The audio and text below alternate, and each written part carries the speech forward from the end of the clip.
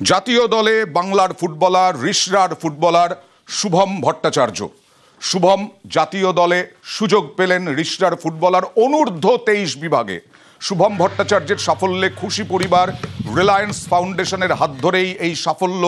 6 বছর রিলায়েন্স ফাউন্ডেশনেই পড়াশোনা, খেলাধুলা শুভমের।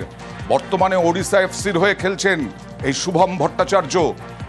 পড়াশোনার সমস্ত দায়িত্ব তুলে নিয়েছিল রিলায়েন্স ফাউন্ডেশন।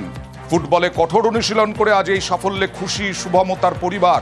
6 বছর বয়সে স্থানীয় মাঠে বাবার হাত ধরে ফুটবলে পা রাখে শুভম।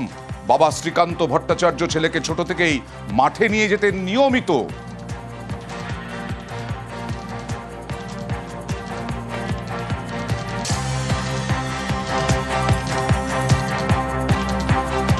বাবা ফুটবলার ছিল আগে, তো বাবাকে দেখে শুরু 6-7 বছর থেকে।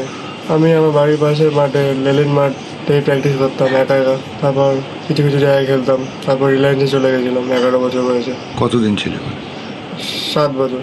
তারপর রিলায়েন্স থেকে ওড়িশা এফসিতে আসা। ভালো লাগছে, এক্সাইটেড, আরও কিছু করতে হবে। কোন পজিশনে খেলো তুমি? Centre back, right back, half. আগামী দিনে কি লক্ষ্য তোমার? National team, senior national team খেলা। বাড়ি থেকে খেলাধুলা নিয়ে সবসময় সাপোর্ট পেয়েছি।